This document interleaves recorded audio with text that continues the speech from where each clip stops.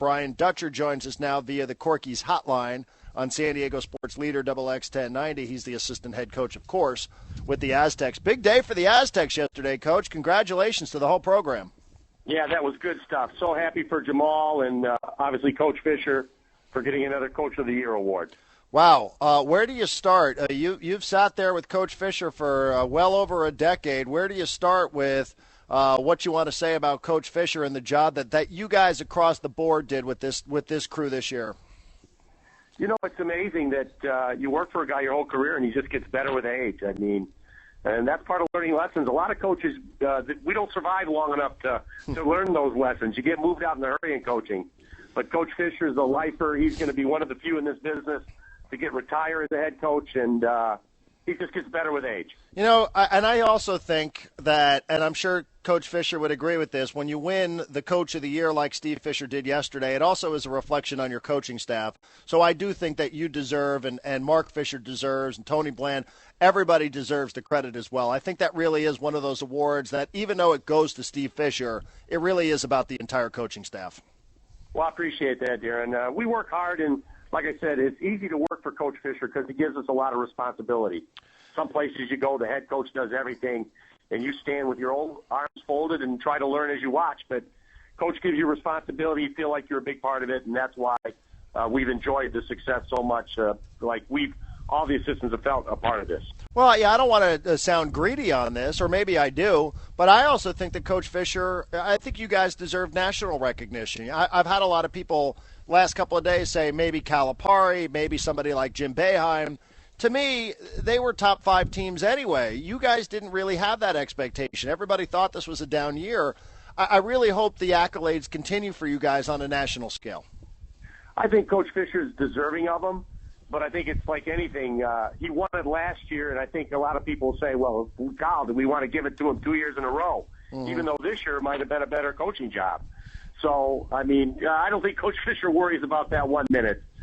We always, as a staff, like to see him honored, but that's the furthest thing from his mind is what awards he's going to win. He's more concerned with how the team plays and what level we can reach as a program. All right, that's a good point, and I hadn't thought about that about winning it back-to-back years. Brian Dutcher joining us on San Diego Sports Leader XX 1090.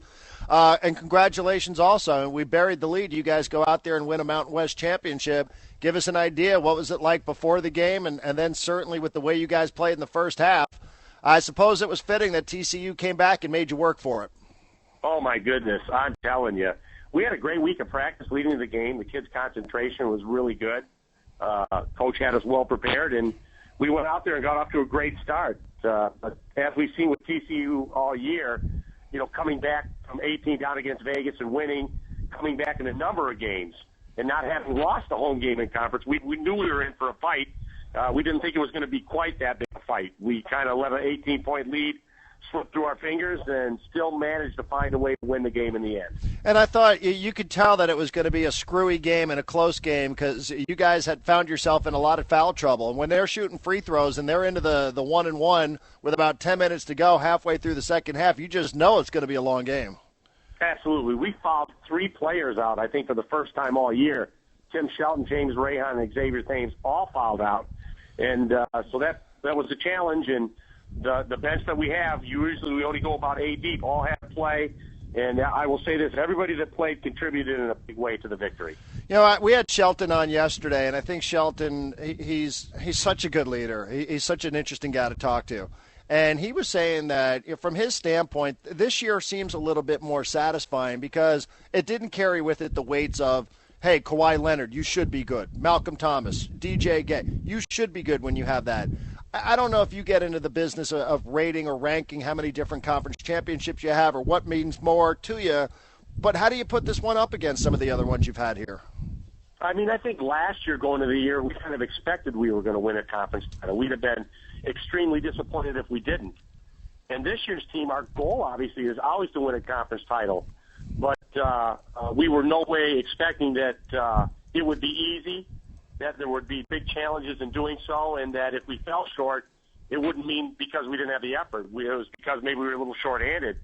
But to this team's credit, they wanted to put their label on the program. They wanted a banner with their names on it. hanging up there, and they found a way to get it done and win. You know, you talked about your bench a little bit. How important is the bench as you guys now get set for conference tournament play, as you get set for NCAA tournament play?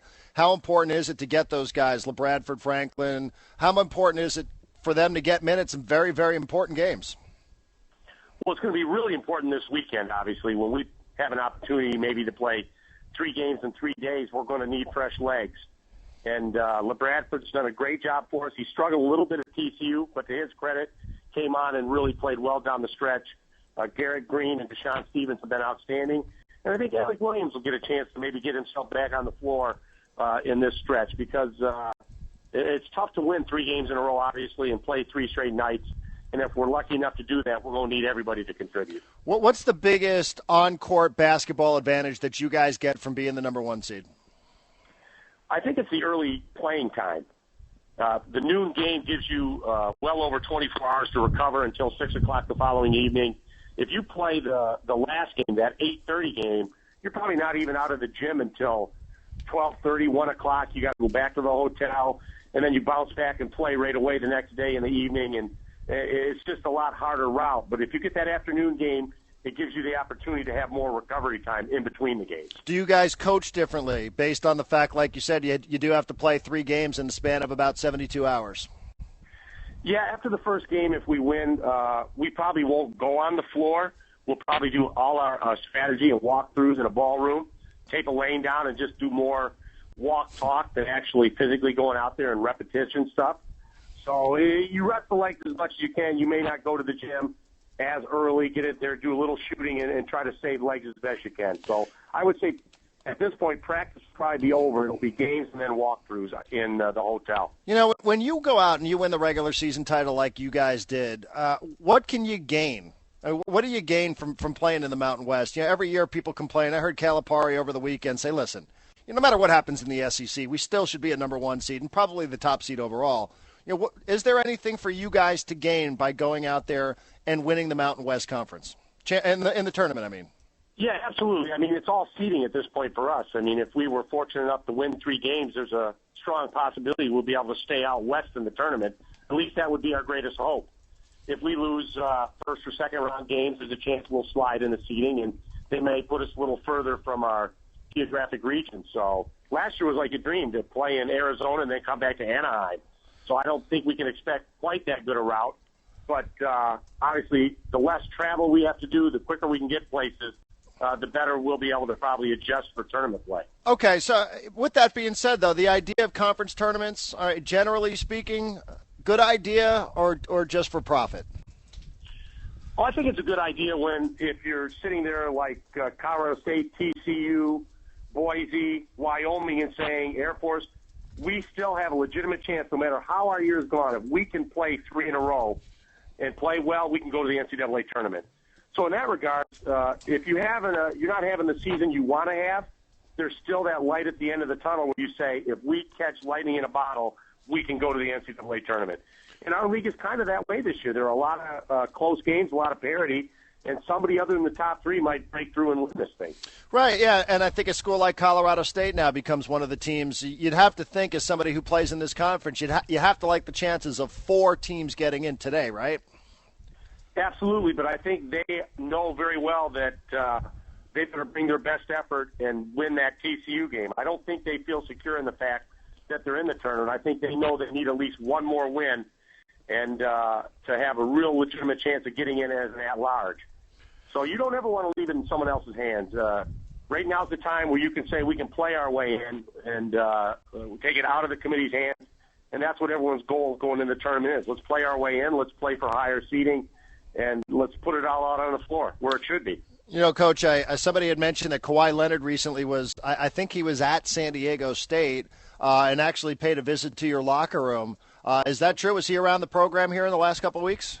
Yeah, during the All-Star break, he came by the game and came in the locker room before the game. I don't know if he ever came out onto the floor to watch it. I wasn't paying attention, but he did stop by, say hello to the kids. And then our last game at TCU, we had Dante Wilson, who played for us our very first year here, stopped by practice in the game, and then Randy Holcomb came by the game and talked to the team after the game and was very eloquent and really motivational to say, hey, you guys are are better than we were. We were tough, but you're better. And, you know, this program is always good, and I'm proud to be a part of it and have been a part of it and go on and do great things. And so it's fun to have the old Aztecs come back and spend time with us. Yeah, I think everybody, that's the great thing about college sports as well, whether it's somebody who's just a couple months removed from the program or somebody who's a couple years removed or somebody who's a decade removed from the program. That's the greatest thing about college sports is that everybody, not just your fans, not just your alumni, but also your basketball alumni, they feel like they're a part of it.